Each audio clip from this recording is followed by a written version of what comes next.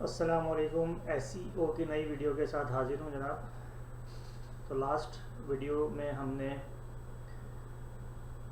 देखा था on page SEO things you do on your web page, और उसमें जो हमने चीज़ें देखी थी वो ये थी कि आपको अपने वेब पेज के ऊपर आप क्या क्या कर सकते हैं, यानी क्या क्या अख्तियार हासिल है। एक बात तो आपको मैंने ये बताई थी कि ऑन पेज एसईओ पे आपको मैक्सिमम कंट्रोल होता है, और ऑब्वियस सी बात है आपकी वेबसाइट है या आप किसी वेबसाइट का एसईओ कर रहे हैं तो उसका कंट्रोल आपके पास होता है, उसका सारा स्ट्रक्चर आपके पास होता है, कंटेंट आपके पास होता है, सी पैनल आपके पास होता है, तो आप उसके अंदर मैक्सिमम चीज़ें कर सकते हैं। तो जो सबसे पहली चीज़ है हमारे पास वो आपके पास आ जाता है डोमेन नेम, यानी कि वेब एड्रेस यूज़र फ्रेंडली होना चाहिए।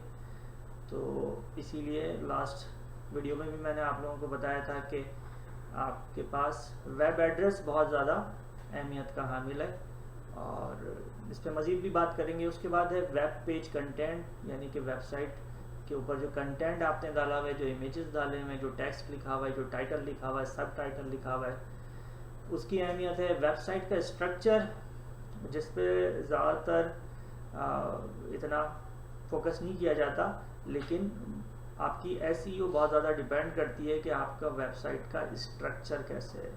ठीक है जी, स्ट्रक्चर क्या होता है देखेंगे ये भी हम। टाइटल, सब टाइटल, क्वालिटी का कंटेंट होना चाहिए, एसएसएल सर्टिफिकेट यानी कि एचटीटीपीएस आपकी वेबसाइट होना चाहिए, और रीडेबिलिटी यानी कि आपकी वेबसाइट पर कोई आए तो उसके लिए रीड करना आसान हो और कैची हो आपका कंटेंट। इमेज ऑप्टिमाइजेशन, यानी कि इमेज की क्वालिटी भी ख़राब ना हो आपके पास और इमेज लोड भी जल्दी हो जाए।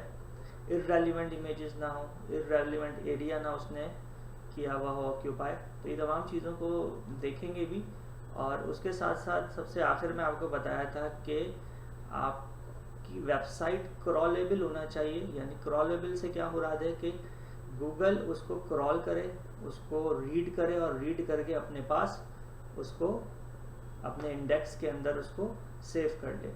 ठीक है जी।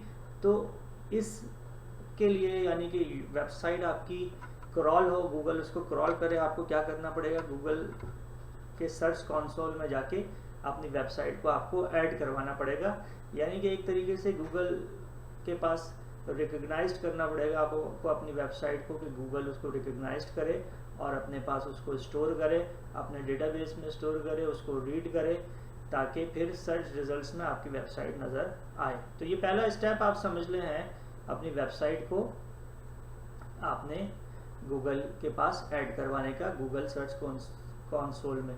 तो देखते हैं कि ये किस तरह से काम करता है। आसान है, आपके लिए ज़्यादा कोई मुश्किल नहीं है ये। आपने सिंपली जाके सर्च करना है गूगल सर्च कंसोल। तो ये जो आपके पास पहला ही लिंक आ रहा है, इस पर हम चले जाते हैं, और यहाँ पे ये आपको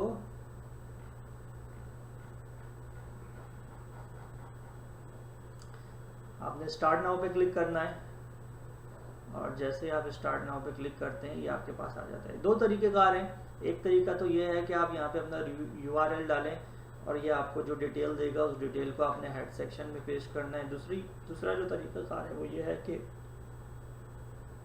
आपने जो है ना यहाँ पे अपना वेबसाइट का नाम लिखना है, और फिर आपने डोमेन में जाके, होस्टिंग एरिया में जाके TXT फाइल बनानी है। तो मैं ये आपको, जो हमारे पास डोमेन वाला काम है, इस पर हम काम करते हैं, और यहाँ पे जाके हम वेबसाइट का नाम लिखते हैं। मेरे पास एक अदद वेबसाइट है kbgroup.org, मैंने ये यहाँ पे टाइप किया। याद रहे कि इसमें आपने सिर्फ kbgroup.org या जो भी वेबसाइट है उसका नाम लिखना है, www नहीं लगाना है। एग्जाम्पल इन्होंने दी भी है आपको, तो उसी एग्जाम्पल को आपने फॉलो करना है। तो आगे हम चलते हैं और कंटिन्यू करते हैं इसको।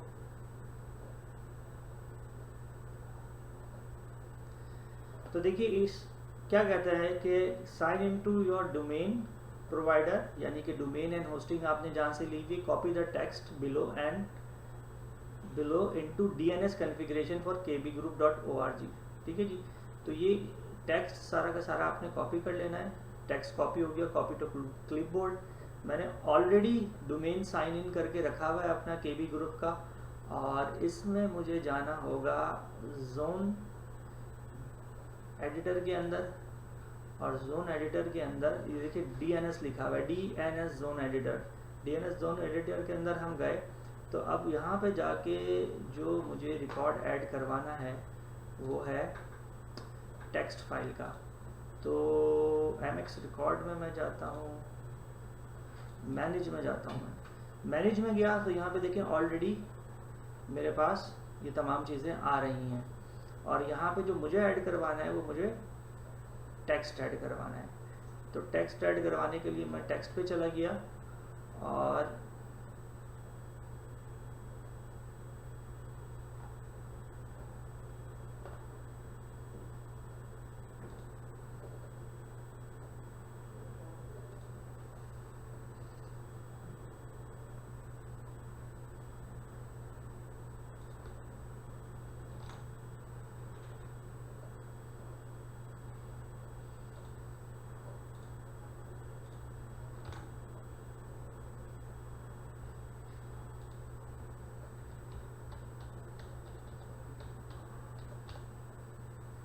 ठीक है जी, यहाँ पे मैंने kbgroup.org दे दिया, और यहाँ पे मैंने टाइप में टेक्स्ट ले लिया, और यहाँ पे जो कोड मैं कॉपी करके लेकर आया था टाइप txt है, डोमेन का नाम है, और ये जो मैं कॉपी करके टेक्स्ट लेकर आया था गूगल कंसोल से वो मैंने यहाँ पे ऐड करवा दिया। तो you successfully added the following text for kbgroup.org। हमने वहाँ जाके चेक करना है कि आया ये काम हमारा ठीक हुआ है कि नहीं है। तो चेक करते हैं, इसको वेरीफाई करते हैं। कभी कभी ये टाइम लगाता है, कहते हैं कि ओनरशिप वेरिफिकेशन फेल्ड। इसको दोबारा करते हैं।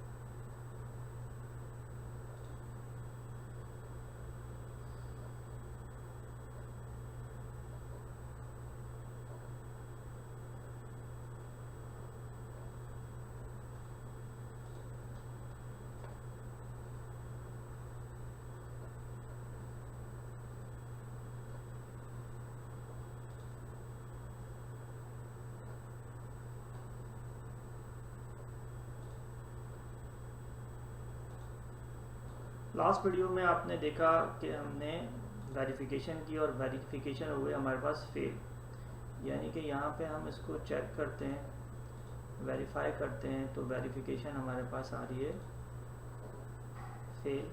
जो काम हमने जाके डोमेन प्रोवाइडर में जाके किया था, txt फाइल ऐड करवाई थी, अच्छा जी हो गई, वेरीफाई हो गया है।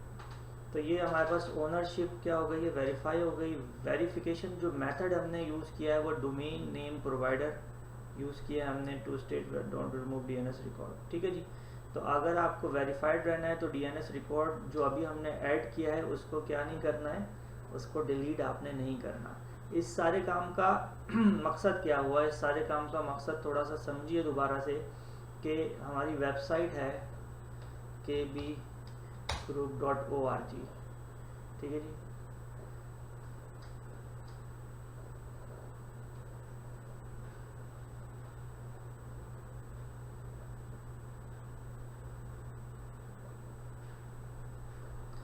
kbgroup.org this is the website. मैंने अभी क्या किया है, मैंने इस वेबसाइट को रजिस्टर करवा दिया है, कहाँ पे, गूगल के पास। और गूगल के पास रजिस्टर करवाने के लिए मुझे क्या करना पड़ा, गूगल सर्च कंसोल पे जाना पड़ा, और वहाँ जाके मैंने अपनी वेबसाइट का नाम दिया। तो आगे उसने मुझे एक टेक्स्ट फाइल क्रिएट करके दी। उस टेक्स्ट फाइल को cPanel में आप जाते हैं, DNS जोन एडिटर में जाते हैं, यहाँ पे टेक्स्ट फाइल पे जाते हैं, और वो जो टेक्स्ट कॉपी करके लाए होते हैं वो यहाँ पे आप पेस्ट कर दें, यहाँ पे kbgroup.org दे दें और ऐड कर दें। जैसे ही आप ये ऐड करते हैं तो आप गूगल के पास, यानी कि गूगल फिर आपकी वेबसाइट को रीड करना शुरू कर देता है, क्रॉल करना शुरू कर देता है, और जैसे जैसे वो रीड करता जाता है उसको समझ में आता है कि आपकी वेबसाइट किस चीज़ के ऊपर है, क्या टॉपिक है, क्या कंटेंट उसके ऊपर मौजूद है, तो उसको किस कैटेगरी में रखना है, किस इंडेक्स में रखना है, और जिस तरह से आपने अपनी वेबसाइट के ऊपर काम किया हुआ होता है, टाइटल, सब टाइटल, इमेजेस के कैप्शंस और कंटेंट आपने दिया हुआ होता है, उसी तरीके से गूगल उसको रैंक करता है, सर्च रिजल्ट्स के अंदर लेकर आता है। तो जो आप समझ लें पहला स्टेप है आपके पास SEO का, वो अभी हमने परफॉर्म किया है। उसके आगे अब हम देखेंगे कि और क्या क्या चीज़ें इसके साथ होती हैं। अच्छा जी, अभी हमने रिसेंटली क्या करा है, वेरीफाई करा है कि हमने गूगल सर्च कंसोल के अंदर अपनी वेबसाइट को ऐड करवा दिया है और रजिस्टर करवा दिया है गूगल के पास, ताकि गूगल ट्रैक कर सके हमारी वेबसाइट को और सर्च रिजल्ट्स में आ सके।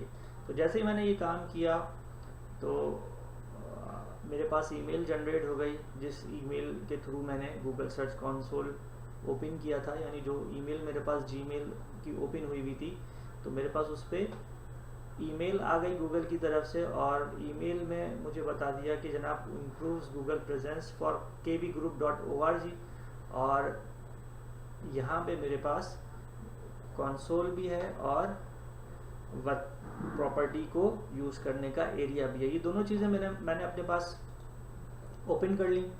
एक तो ये मेरे पास सर्च कंसोल हेल्प है, और दूसरी जो मेरे पास पेज खुला है वो मेरे पास यहाँ पे जो भी एक्टिविटी मेरी साइट पे परफॉर्म होगी और जो जो भी काम वहाँ पे होगा और जो भी उसकी परफॉर्मेंस होगी, वो सारी की सारी यहाँ पे मेरे पास मुझे शो होगी, क्योंकि ये अभी बिल्कुल जो है इनिशियल लेवल के ऊपर काम हुआ है, यानी कि अभी मैंने ऐड करवाया है अपनी वेबसाइट को, तो यहाँ पे अभी कुछ भी मौजूद नहीं है। जैसे जैसे इसके ऊपर काम होगा तो वैसे वैसे यहाँ पे आपको इसका एक एनालिटिकल व्यू नज़र आना शुरू हो जाएगा।